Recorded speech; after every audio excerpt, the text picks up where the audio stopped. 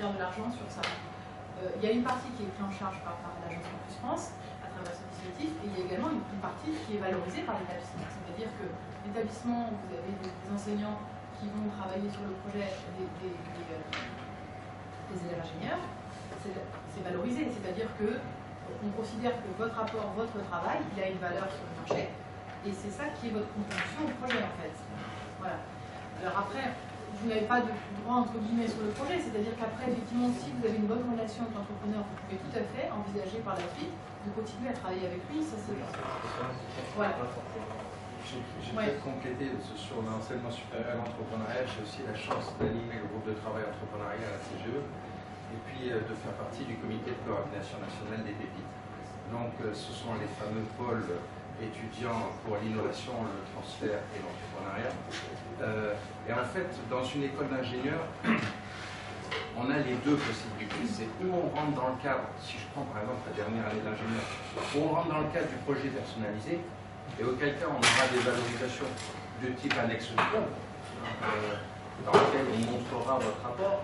Ça peut être également dans le cadre de certains travaux où finalement l'un de vos collègues qui a son propre projet, ça rentre dans le cadre d'une banque de projet et vous pouvez travailler dessus et faire valoriser le travail. Et puis il peut y avoir votre propre projet. Dans le cas où c'est votre propre projet, vous pouvez rentrer à l'intérieur du dispositif qu'on a localement, qui est un incubateur étudiant transversal, qui s'appelle le YEC, le Young Entrepreneur Center, dans lequel votre relais localement, c'est Emmanuel Carca, au niveau PTT, vous le connaissez tous, donc c'est lui qu'il faut aller voir. Vous candidatez auprès de ce Young Entrepreneur Center, et auquel cas votre cursus de préparation ingénieur va être aménagé pour que vous puissiez préparer votre projet d'entreprise tout en continuant à préparer votre diplôme. Voilà. Donc ça, c'est une particularité qui a été amenée par le ministère de l'Éducation nationale, de l'enseignement supérieur et de la recherche, au travers du plan national pour l'entrepreneuriat étudiant. Et donc vous avez un cadre qui permet à l'établissement de vous accompagner dans la préparation du projet et dans la spécificité où il y a effectivement une projection à faire sur un territoire distant, etc. Il faut également avoir des appuis pour pouvoir enrichir la préparation de votre projet. Il ne s'agit pas d'arriver là-bas avec des hypothèses qui n'ont pas été vérifiées. Vous prenez trop de risques, vous risquez d'embarquer trop de gens dans ce risque inutilement. Donc d'où l'intérêt d'avoir à la fois votre établissement qui s'investit en amont, un écosystème qui s'investit à ses côtés. Vous préparez un premier projet avec une copie qui sera tout à fait correcte et défendable auprès de Campus France. Dans cette copie, vous dites ce qui me manque, c'est quand même d'aller chercher des partenaires locaux, de m'assurer qu'au niveau réglementaire, je ne vais pas avoir de surprise, de voir où est-ce que je vais m'installer, etc. Un certain nombre de choses en détail. Donc vous dites, voilà, j'ai besoin de faire ça pour venir compléter mon business plan. On soumet le projet à Campus France. Il y a ce comité qui va dire, bon, effectivement, il y a une copie qui a été travaillée sur laquelle on sait ce qu'il veut faire, on sait à quoi va servir la petite somme qu'éventuellement il nous demande, on voit la hauteur de son investissement personnel, donc on va l'accompagner et on va demander à son écosystème et à son établissement de poursuivre l'encadrement de l'élève dans cette réalisation. Donc c'est un ensemble qui est cohérent de bout en bout. Il est normal qu'à partir d'un ordinateur, ou même en étant en petit groupe, on n'ait pas les réponses à tout. C'est normal. Mais ça permet de faire un premier travail qui peut être considéré comme sérieux et suffisant pour un comité d'entreprise. Voilà.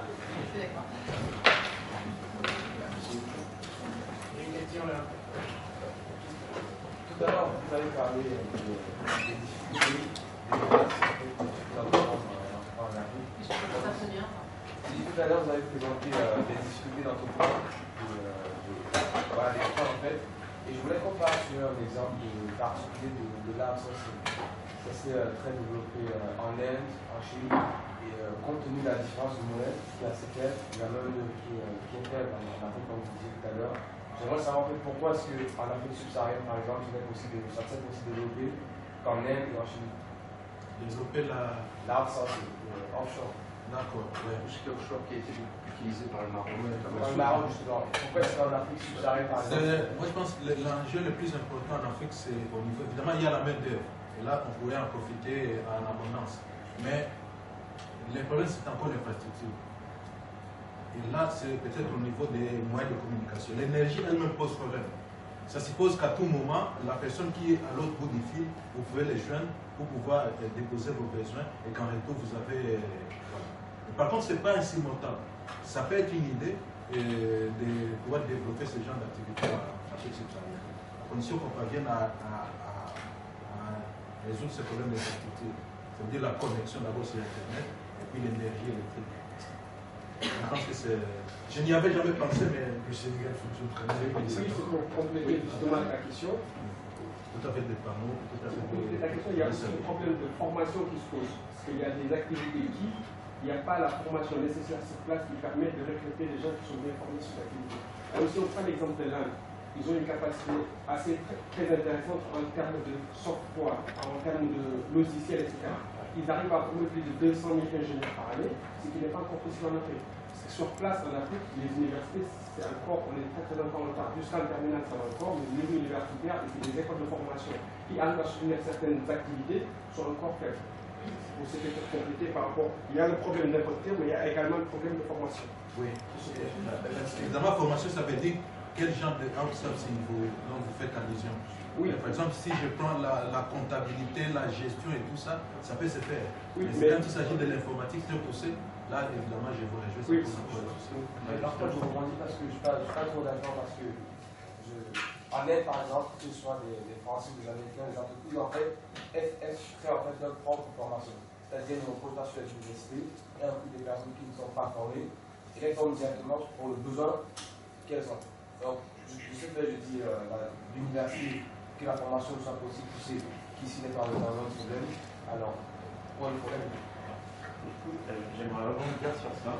Oui, tu parlais de me poser la question pourquoi est-ce qu'on délocalise moins en Afrique qu'on délocalise en Asie, par exemple. Parce qu'on prend l'exemple du textile avec Nike, il y a une main-d'œuvre moins chère en Asie, donc c'est pour ça qu'ils délocalisent plus facilement.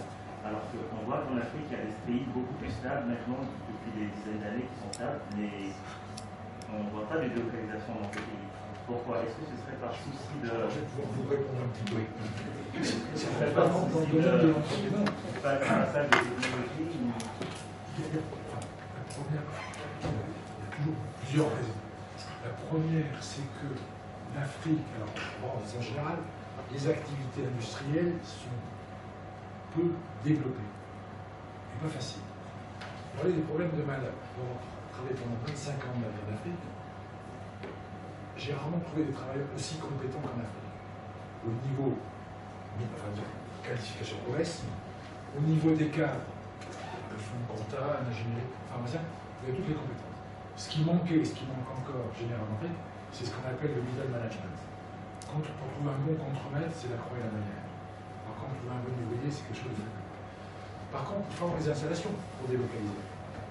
Et les relations entre, on parle de la Chine, par exemple, la Tunisie, pendant très longtemps, c'est l'Afrique, mais c'est pas ça, c'est le Maghreb, a fabriqué des blue jeans pour les lycées.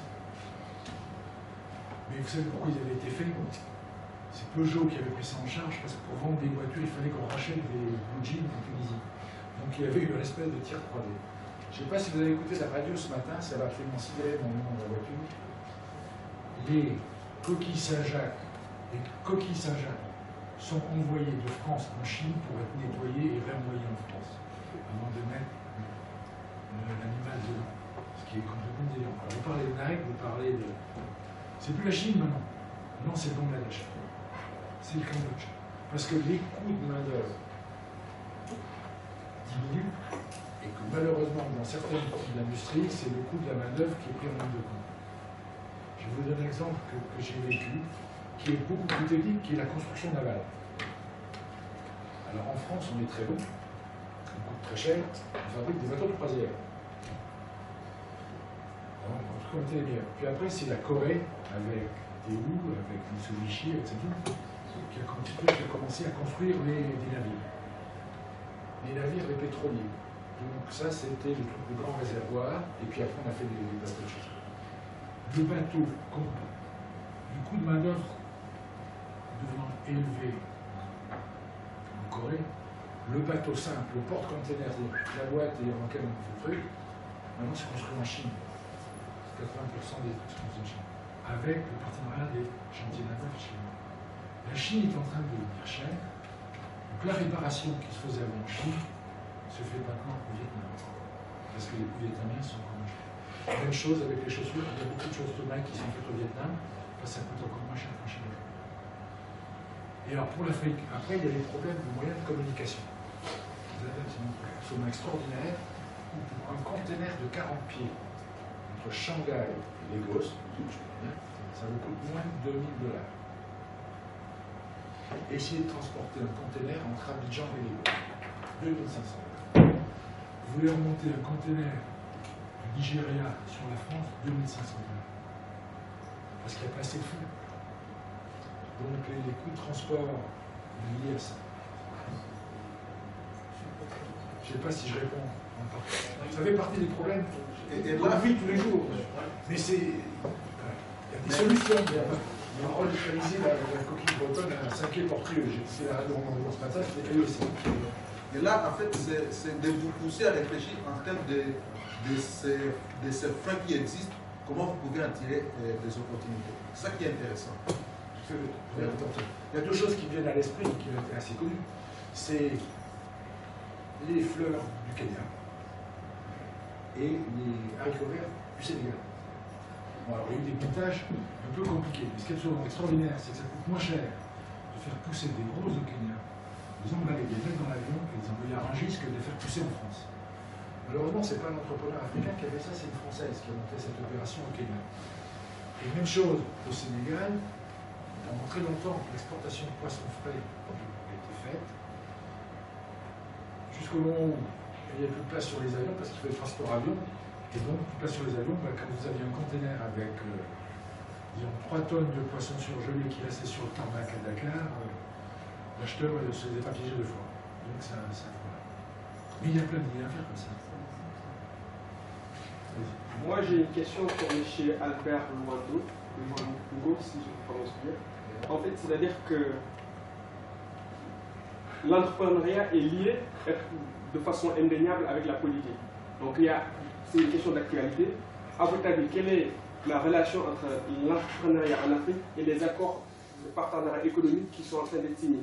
Moi, à mon avis, ces accords-là créeront un problème pour les entrepreneurs africains. Parce que si on ouvre le marché de l'Afrique de l'Ouest, les entreprises sur place ne sont pas suffisamment outillées pour concurrencer les entreprises étrangères ou bien d'extérieur qui pourront écouler leurs produits sur le marché. Moi, c'est mon avis. À tort ou à raison, mais c'est ce que j'en pense. Moi, j'aimerais avoir votre avis là-dessus. Oui, mais bon, ça dépend de l'endroit où vous situez le problème. Moi, je pense que vous situez le problème au niveau macroéconomique. Ça veut dire au niveau soit des nations, soit en se disant, dans ce jeu-là, finalement, qui risque d'en tirer profit en termes de nations. En termes de nations, je peux vous rejoindre. Mais les raisonnements auxquels je veux vous pousser, et que je pensais être les nôtres ici, c'est en termes microéconomiques. Ça veut dire, vous, en tant qu'entrepreneur demain, comment vous pouvez tirer profit de toutes ces opportunités? Je suis tout à fait d'accord. Je suis tout à fait d'accord. Par exemple, tout ce qu'on dit, on a vu, par exemple, des accords, notamment pour faciliter l'exportation des produits agricoles africains, par exemple aux États-Unis ou en Europe. Finalement, on s'était rendu compte que ce sont des Chinois qui viennent s'installer et qui profitent des exonérations qui sont accordées par l'Europe. Donc il y a toujours ces jeux-là, ces risques-là qui existent. Mais vous, individuellement, comment vous pouvez en tirer profit? C'est ce qui est intéressant. Oui, c'est-à-dire que même au niveau microéconomique, je veux dire, par exemple, si on prend l'exemple d'un agriculteur sur place, il va faire beaucoup d'efforts pour faire pousser ses tomates, etc. Mais à la fin, s'il n'arrive pas à pouvoir écouler ces tomates sur le marché, parce qu'il y a des tomates qui viennent d'ailleurs et qui sont financées, parce que les gouvernements, il y a un dumping agricole qui est fait, cet agriculteur-là ne pourra pas survivre, parce qu'il n'arrivera pas à écouler ses produits sur le marché, parce que les autres produits qui viennent d'ailleurs pourront être de meilleure qualité et seront moins chers, parce qu'il y a un financement qui est fait. Et là, c'est au niveau microéconomique. Mais après, ça, c'est juste... américaines, on va dire, c'est bon, le Cameroun. Non, mais c'est juste un exemple. Les tomates marocaines Ou les tomates marocaines. Oui, non, c'est juste un exemple peut-être. Après, Oui, j'aurais aimé... Je dirais qu'il ne faut pas faire des débats, il faut faire autre chose. Oui. Juste un exemple. Non, mais j'aurais aimé aussi avoir des chiffres par rapport à votre présentation. Merci effectivement de votre présentation, mais j'aurais aimé avoir des chiffres sur les bénéfices de DHL, de Western Union et de Orange, parce qu'ils arrivent à avoir quand même des... Bon, moi je ne sais pas exactement les chiffres, mais les bénéfices sont assez importants, ce qui veut dire que sur le marché je veux dire que le marché est rentable. Et autre chose, ça c'est une contribution maintenant, c'est-à-dire que moi je pense que nous qui avons la chance, peut-être entre guillemets, d'être venus ici et de bénéficier d'une bonne formation, on a un rôle à jouer sur l'entrepreneuriat en Afrique. Parce qu'on vient de là-bas sur place, on connaît les réalités sur le terrain, et on est venu, on bénéficie d'une formation de qualité qui n'est pas disponible sur place. C'est ce que j'ai souligné. Par exemple, moi vous parlez concrètement, je me prends moi, à l'école Rwanda. Ça veut dire que je suis en train de travailler ici, mais finalement on se rend compte que ce n'est pas ici où on va faire sa vieillesse. On accumule la compétence, on accumule aussi un peu de capitaux pour pouvoir lancer quelque chose sur place. C'est ça la réalité. L'Afrique, en fait, finalement, le développement va venir et comme je vous ai dit aussi, le fait que je sois ici, je suis déconnecté du milieu local. Et quand je vais là-bas, je suis obligé de faire des partenariats avec les gens qui évoluent sur place, qui ont des connexions, vous l'avez dit vous-même, des connexions avec la politique et tout ça pour pouvoir se tirer d'affaires.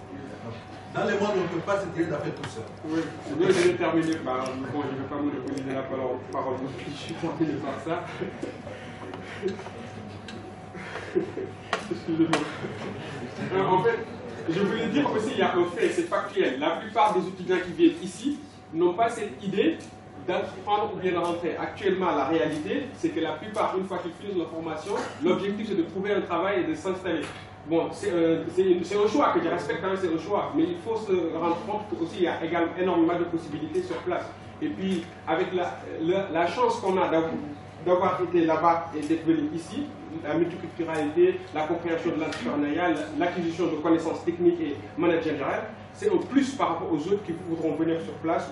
Voilà, on a un plus, un plus-value par rapport aux autres si on va entreprendre sur place. Voilà, merci. Peut-être juste pour intervenir juste sur ça, vous avez raison, moi je reçois les entrepreneurs au quotidien, on en a beaucoup qui ne s'écartent pas entre notre entrepreneur, on va dire, juste à la sortie d'un diplôme.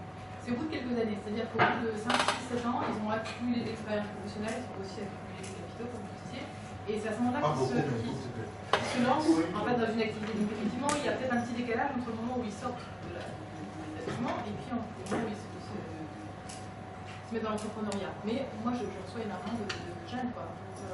Je vais parler aussi d'un autre cas. Par exemple, en Belgique où j'étais, il y avait des médecins qui venaient pour être formés là-bas, en Belgique, et qui, habituellement, s'ils sont formés par la coopération, l'objectif c'est qu'ils puissent rentrer pour pouvoir développer et résoudre des problèmes localement. Mais souvent, les gens, ils venaient ici et puis ils revenaient. Mais on a mis en place un système pour pouvoir les soutenir. Parce que finalement, comme je vous ai dit, le nerf de la guerre, c'est l'argent. Ce sont les capitaux.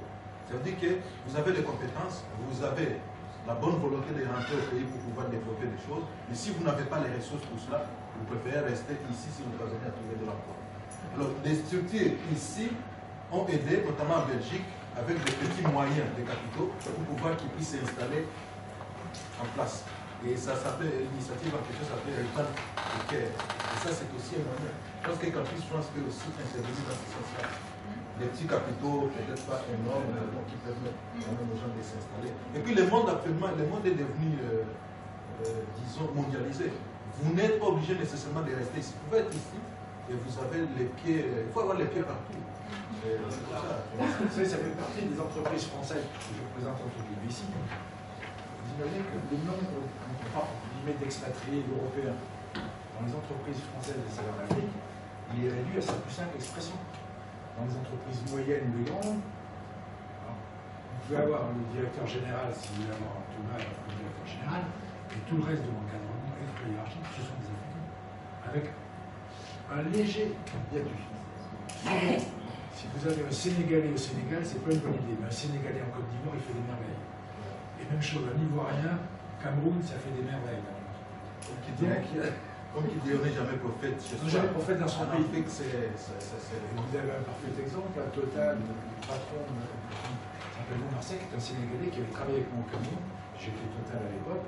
Il est peu avec les valeurs pour moi, il est devenu patron à fond de Total. Donc, il y a des tas de possibilités en dehors de l'entrepreneuriat, mais je veux dire que pour les jeunes gens comme vous qui sont diplômés, les entreprises européennes en Afrique offrent des possibilités. Et nous, on est toujours à la recherche de jeunes cadres africains qui sont disposés à travailler en France. Et pas fatalement dans leur pays. J'ai une question par rapport au financement. Quel type de financement, c'est qui va financer les projets Non. Dans le financement, ce qui est important, c'est pas l'argent, c'est ce qu'on en fait. C'est en fonction de ce qu'on en fait, on va savoir qui peut le financer. Souvent, si je prends par exemple le cas des incubateurs pour les études de faisabilité ou quoi que ce soit, il y aura une prise en charge directe des dépenses, si on fait appel à la cabinet extérieur ou quoi que ce soit. Et ensuite, si on crée l'entreprise aura au démarrage une dette qu'elle remboursera sur les 5 ans qui viennent. Donc en fait, la question, c'est de dire à un moment donné, j'ai besoin d'un disponible de cash pour faire une action utile qui me permettra de prendre une décision. Si cette décision aboutit à une entreprise, l'entreprise à ce moment-là va prendre la responsabilité de l'emprunt qu'elle a déjà consommé et elle le remboursera en fonction de son activité. Voilà. C'est le rôle du business plan. Et après, il y a moyen de se détacher des institutions qui En les remboursant, bien sûr. Il y a des structures, par exemple, je pense qui concerne l'Afrique, par exemple, des entreprises qui existent déjà. Il y a une structure qui s'appelle IEP, qui intervient en rentrant dans le capital de l'entreprise et qui a vocation à rester quelques années dans l'entreprise, mais après, c'est pas pour tout le temps. Voilà, les amorceurs, et donc ils vont rester quelques années, puis après ils se retirent de l'entreprise. C'est-à-dire qu'à un moment donné, effectivement, si vous avez des personnes qui vendent le capital, vous êtes obligé aussi de les associer aux décisions qui sont prises pour l'entreprise. Mais à partir d'un moment donné, si vous avez remboursé, après, effectivement, vous retrouvez dans une autre structure. Ouais, si en faisant, il faut une potentielle Bah, ça aussi. Non, c'est pas leur objectif. Hein. En général, c'est pas leur objectif. Il faut arrêter avec cette peur-là. Clairement, dans la vie d'une entreprise, il y a plein de cas. Le cas où vous pouvez vous inquiéter que quelqu'un prenne le pouvoir, c'est le cas où vous gagnez beaucoup d'argent. Vous êtes en passe de gagner beaucoup d'argent. Mais avant d'arriver là, il y a quand même pas mal d'étapes en amont. Donc sur toutes les étapes en amont, personne ne veut assumer la responsabilité à votre place. Donc c'est sur ces étapes-là où il faut bien négocier les choses en disant c'est moi qui vais travailler 24 sur 24, 7-7 pour la réussite du projet et j'ai besoin de donner. Donc là, l'acteur qui viendra vous aider, ce sera soit sous la forme, ce qu'on appelle d'un bas de bilan, c'est-à-dire prêt, soit sous la forme d'action, mais dans une petite quantité pour que quoi qu'il advienne, il ne soit pas considéré comme responsable. Si effectivement vous rentrez sur une passe où vous allez vers le succès, à ce moment-là, ces gens-là vont dire bah, pour aller réellement vers le succès, tu as besoin de plus d'argent, je te le prête, mais cette fois, je veux une position plus forte. Et c'est là que vous devrez prendre une décision qui sera différente. Mais finalement, vous savez, il y a plein de gens qui ont peut-être 7, 8, 9% d'une entité qui gagne beaucoup d'argent et qui sont très très heureux. Parce que 100% d'un qui perd de la monnaie, c'est pas génial. Les grandes entreprises qui font exécuter par le CAC 40, toutes les grosses entreprises américaines, toujours derrière, il y a toujours les banques, Goldman Sachs, JP Morgan, BNP, ils sont toujours là. Et du coup, par exemple, ceux qui ont des projets d'énergie renouvelable, et ben souvent, ils se font couper la route. Soit le brevet il est racheté à des sommes colossales, pour que les entreprises nucléaires puissent continuer à fonctionner, pour que le consomme. C'est une entreprise solaire. Oui, mais ça, c'est pas Les vraiment. C'est important ce que vous dites parce que là, ça met en avant le fait que dans un projet d'entreprise, il y a des éléments qui sont importants. Il y a un élément que vous maîtrisez bien, c'est l'opérationnel.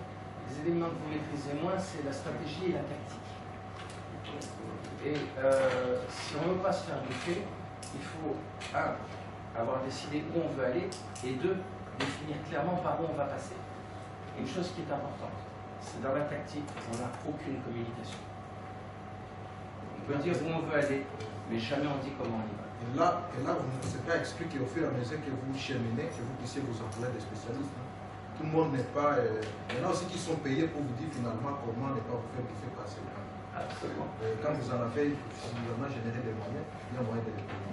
Ouais, mais après, c'est toujours faire plus de bénéfices, ça ne finit jamais. Les gens, au final, on dit on veut faire des choses bien, ils disent ça, et au final, des fois, l'argent emporte au-dessus du bien. Quoi. On commence avec une bonne intention, et petit à petit, l'argent nous attrape, et voilà, là, on est tenu par. Mais bon, l'entrepreneuriat, finalement, il y a aussi ce que, peut-être que vous, je vois que ce que vous avez, c'est au plus ce qu'on appelle l'entrepreneuriat social. Mais ce qu'on appelle l'entrepreneuriat social, on vous dit, les bénéfices, ce n'est pas mauvais dans l'entrepreneuriat social. On cherche aussi les profits. Mais qu'est-ce qu'on en fait après? Je ne sais pas si vous comprenez. Parce qu'en fait, finalement, pour la pérennité de chaque activité, on est obligé de faire un cas. Il faut avoir du profit. Maintenant, c'est à vous, maintenant, quand vous avez généré ces profits, regardez ce que vous en faites.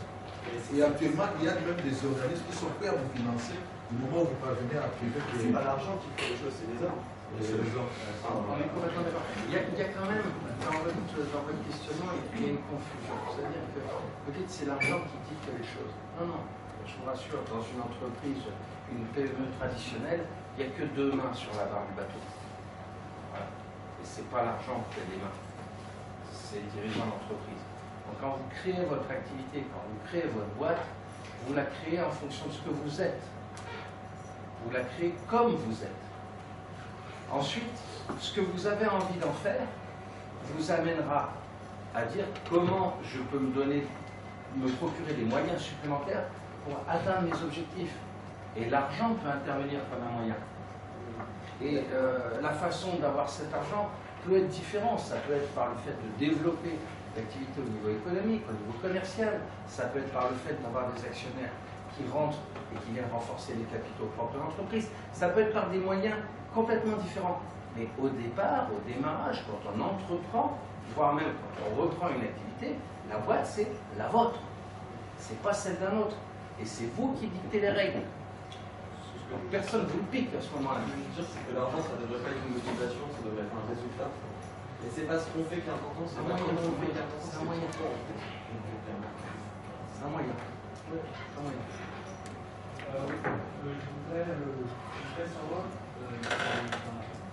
quels sont les apports les apports et les moyens que Ciel met à la disposition des jeunes qui voudraient entreprendre en Afrique.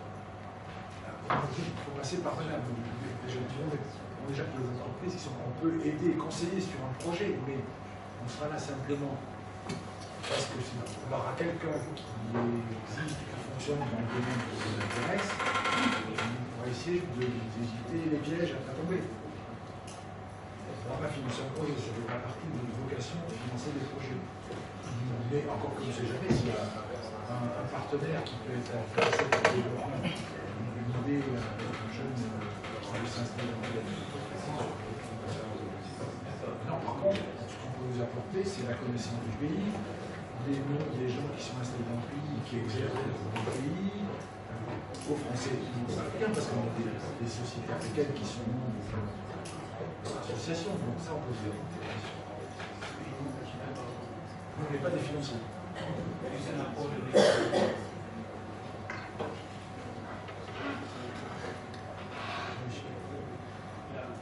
Oui.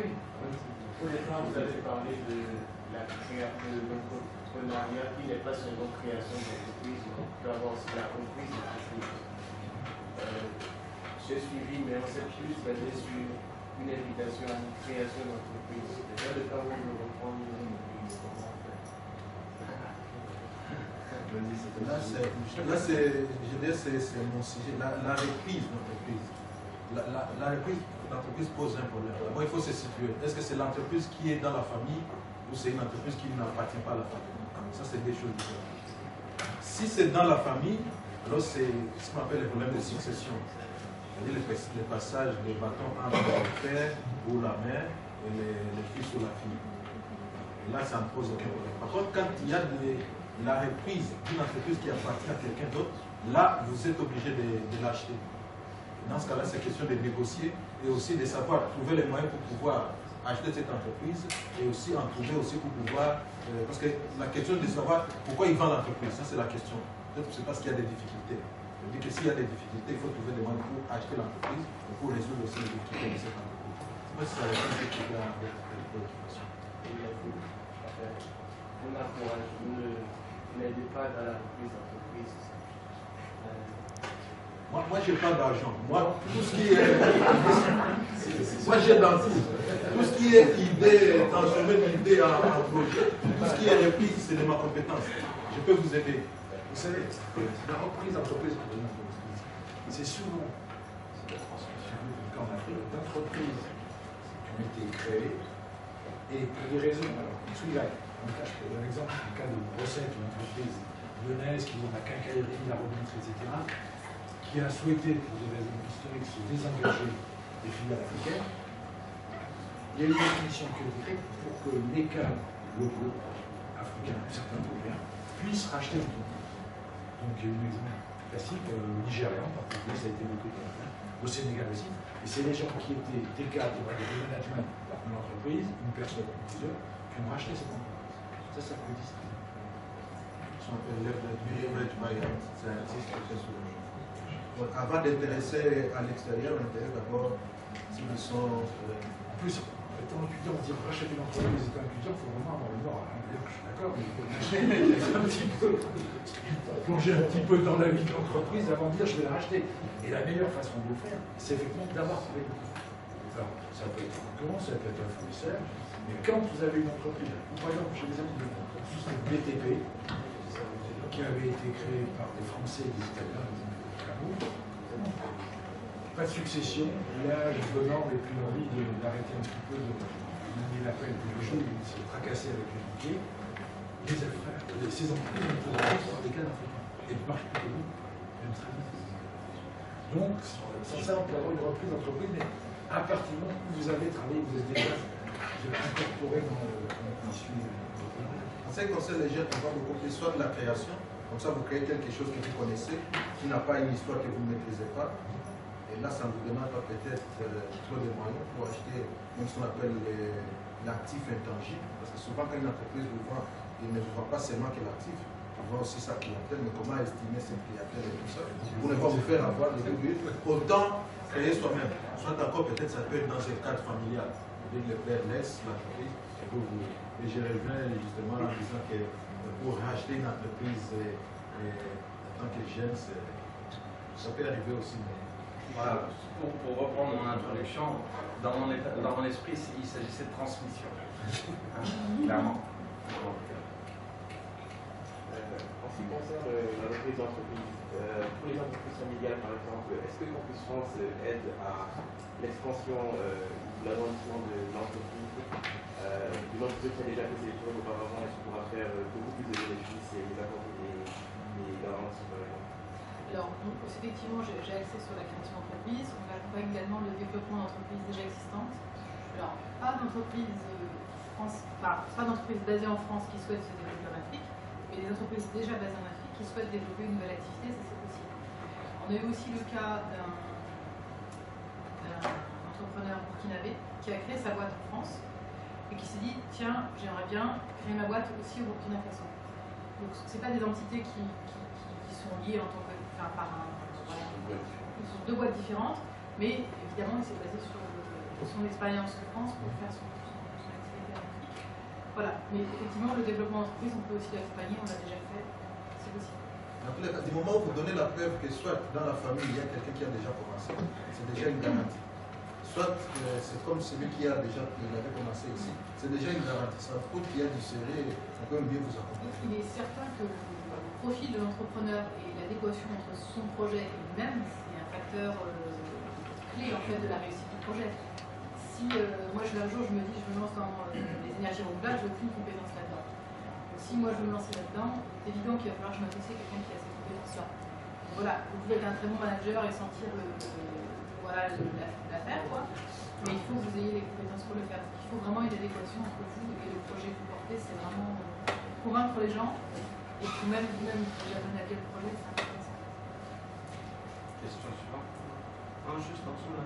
Alors, tu avais le main à main. Oui, j'avais une question, mais vous avez répondu partiellement à ma question avec moi tout à l'heure. En fait, c'est que je voulais savoir si c'était pour le soutien, par exemple, d'un projet. Je voulais savoir pour le soutien d'un projet, par exemple, pour votre organisme Campus France, s'il fallait forcément avoir, enfin, que la formation qu'on ait suivie dans l'université ait un rapport avec le projet qu'on va tenir. Ou alors si la condition sine qua non, il fallait absolument avoir des connaissances, parce que moi je peux par exemple avoir fait une formation en ingénierie en télécommunications.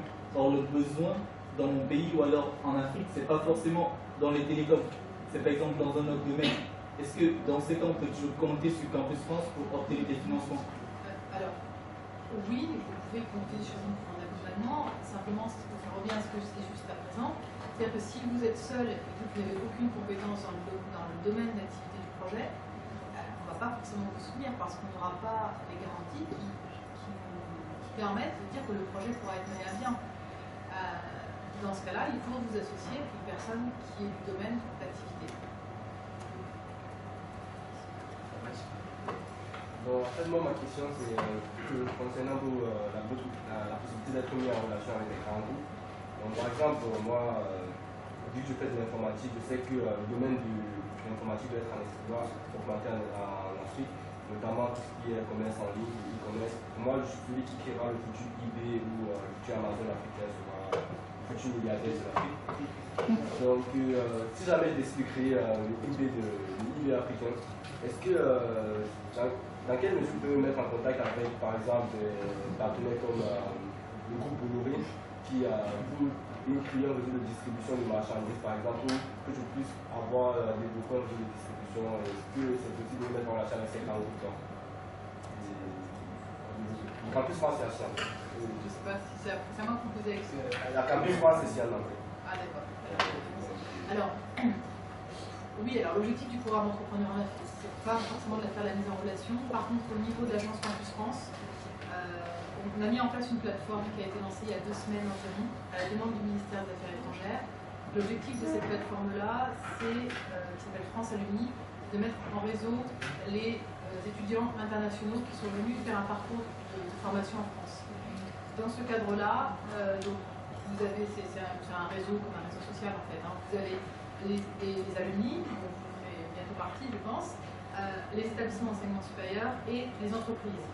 Et donc, avec mon collègue, on s'est aussi chargé de mobiliser des entreprises sur la mise en relation avec les étudiants internationaux, mais surtout pour des offres d'emploi ou de stage. Donc ça vient de démarrer, on est en train de le faire. Donc effectivement, il y a des possibilités de mise en contact à travers cette plateforme-là. Au niveau de votre question, moi je vois 2 risques. Les premiers, soit les grands groupes vous quittent l'idée, parce que vous n'avez pas encore commencé. Le deuxième, soit il se dit, bon, cet étudiant il est prétentieux et je m'en occupe pas. Moi je pense que la meilleure façon de faire, c'est de commencer déjà vous-même timidement. Et puis de voir comment ils peuvent s'intéresser après. Ils viendront toujours. À moins que vous cherchez par exemple un stage chez eux, disant que vous avez tel projet, et si ça rentre dans leurs intérêts, ils peuvent toujours vous prendre et vous pouvez développer. Parce qu'en fait, qui dit entrepreneuriat, en fait, je n'ai pas incité là-dessus, il y a aussi ce qu'on appelle l'aspect intrapreneuriat. C'est-à-dire même des grands groupes, ils ont besoin de personnes qui sont détachées, qui sont toute la flexibilité pour pouvoir développer de nouvelles idées au sein même du grand groupe. Là, ça peut être intéressant. Donc, vous dites la possibilité d'intégrer le groupe et de développer une spin-off du groupe. Voilà, ça peut être possible. Oui, j'aimerais juste dire que aussi en Afrique, d'un point de vue de développement interne, des fois des idées comme celle-ci, ça ne sert à rien, parce que si les gens n'arrivent pas encore à se nourrir ou à se loger ou à se transporter, qu'est-ce qu'ils vont à foutre d'aller acheter des trucs en ligne, quoi. Non, mais c'est vrai qu'il faut qu'on se départ et après, petit à petit, les besoins ils vont commencer à s'étendre. Mais si on commence à inventer des trucs dont on n'a pas vraiment besoin, ça devient. Vous l'avez tout de suite. Ils ne l'avons pas, c'est déjà dans vous pouvez acheter en ligne gratuit. Vous pouvez acheter sur le net pour Amazon. Le problème, si vous voulez faire quelque chose de l'achat en ligne en Afrique, on retombe sur le problème de transport. Comment vous transportez votre colis au fin fond de la route? Il y a des transports, et après, là, ils vont je dirais que c'est le prototype de la fausse bonne idée, le e-commerce. Ça existe déjà. contrairement à ce qu'on peut croire, par exemple, je disais que même ce qu'on appelle le paiement par les téléphones, c'est le Kenya qui a développé ça. Vous vous rendez compte que des fois, c'est ce que je vous ai dit, des fois, s'il y a des menaces, s'il y a des obstacles, on peut les transformer en opportunités. C'est dans ce sens-là qu'il faut. Évidemment, ça dépend de quoi on vend. On peut ne pas vendre peut-être des objets de luxe, mais on peut vendre par exemple des médicaments. Vous voyez? C'est pour ça que je dis, au niveau de la création filaire, au niveau du transport, au niveau de l'infrastructure, c'est là qu'on devrait commencer vraiment à se baser sans oublier la base. Vous savez, dans les échelles de besoin, ça ne sert à rien d'aller au-dessus si on n'a pas assez de ressources. Sur là, c'est logique. Oui, mais quelquefois, vous savez, comment des idées qui n'ont pas l'air logiques. Si vous aviez dit au Cameroun ou au Nigeria qu'on allait payer tous ces territoires avec le téléphone mobile, alors que les gens avaient permis d'avoir un téléphone parce qu'il ne marchait jamais, mais le mobile a transformé complètement la vision, je peux dire, de l'Africain vis-à-vis des paiements en ligne. Et des fois, en Afrique, en France, c'est pas facile de payer un portable. Aujourd'hui, maintenant, il faut avoir l'application. Voilà, vous payez votre téléphone pour de rien. Et ça, c'est les Africains qui l'ont développé. Vous savez pourquoi le téléphone a bien marché dans le téléphone mobile? Avec ce que vous avez appelé l'entrepreneuriat familial. C'est-à-dire que personne ne croyait en France, il faut un abonnement, il faut aussi 50 euros. L'Afrique a démarré le téléphone avec la carte prépayée. Et la carte prépayée, il ne fallait pas aller au bureau de tabac pour l'acheter. C'était vendu par les femmes au marché, ou sur le mec dans les embouteillages de l'auto, ils vous vendaient les cartes prépayées. Et il n'y a pas eu de faux. Donc vous achetez la carte prépayée 22 000 CFA, vous réunissez pour le téléphone. Et c'est ça qui explique que tous ces téléphones mobiles magiques, j'enlève le côté où les boîtes comme MTN ou Bouygues ont fait les antennes, etc. Donc ils ne dépendaient pas du classique. Une antenne de téléphone mobile dans un pays comme le Nigeria, il n'y a pas d'électricité 24 h sur 24, ça marche si vous avez un gars et un générateur en flou qui est capable de faire de l'électricité pour que le relais marche en service. Là, il y a des clients qui sont colossaux. Il est cher, le client. Mais après, que le client puisse utiliser son téléphone, c'est né de cette carte prépayée qui est vendue par Et ce qui est intéressant, c'est de constater aussi qu'en fait, en Afrique, on est obligé de brûler les États. S'il faut attendre les infrastructures pour faire, on ne fera jamais. On est obligé. Et on se rend compte que finalement, les modèles qui sont en train de réussir en Afrique, actuellement, c'est l'Occident qui est en train de les répéter. Par exemple, ce qu'on appelle les covoitirages. En Afrique, ça existait depuis très longtemps.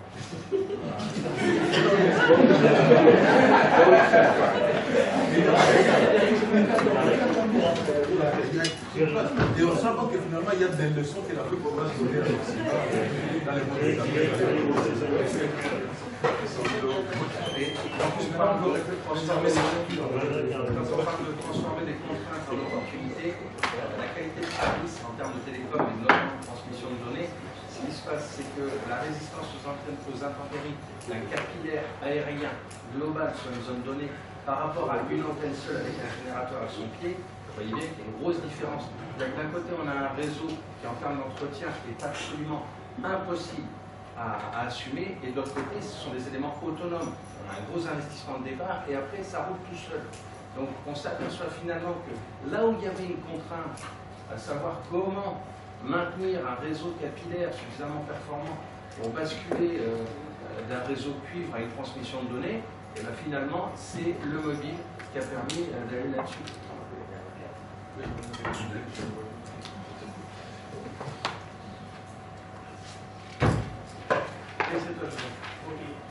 En fait, je voudrais savoir au niveau du entrepreneur en Afrique, lorsque vous sollicitez les universités françaises, qui sont des écoles d'ingénieurs pour l'assistance technique, est-ce que vous avez un suivi particulier de cette étape-là ou bien ça s'organise? Ah bah non, c'est suivi. Non, c'est pas tout ça. C'est-à-dire que nous, on sait qu'on a des établissements qui travaillent régulièrement avec nous, on sait qu'ils vont se positionner sur tel ou tel projet. Mais souvent, on a des compétences très spécifiques qui sont sollicitées et ça va être une école ou une autre qui vont pouvoir l'apporter. Du coup, il faut qu'on aille aussi un peu à la recherche des écoles qui ont ces compétences spécifiques.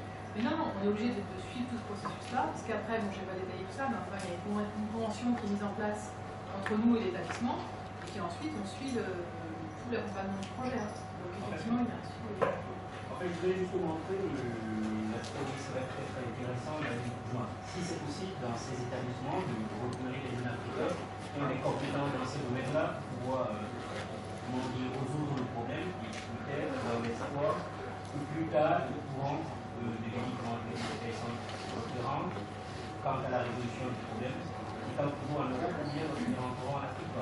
Je me dis, s'il y a des problématiques qui sont liées à l'Afrique, c'est beaucoup plus bénéfique de travailler les Africains dessus que oui, alors, oui et non. Je suis d'accord avec l'idée qu'effectivement, le fait que vous travaillez par exemple sur un projet, que vous gardiez ensuite contact et que vous puissiez continuer à accompagner l'entrepreneur si voilà, vous êtes mis d'accord là-dessus entre vous, nous on trouve ça très positif parce que ça crée des liens au-delà de ce que nous on avait prévu au départ.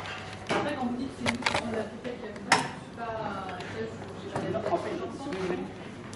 C'est bien aussi que les personnes qui sont pas originaires du continent africain et qui ont justement l'intérêt de découvrir le continent africain d'un pays en particulier, c'est très intéressant. Les mondes dans lesquels nous vivons actuellement, c'est la collaboration. On est obligé d'avoir des pieds partout et d'avoir des collaborateurs. La façon dont j'ai c'est très bien interprété. En fait, ce que je voulais dire, ce que je voulais plus dire, c'est que ce serait bien de connaître des Africains et des personnes d'origine diverse sur le projet pour pouvoir travailler et pouvoir réaliser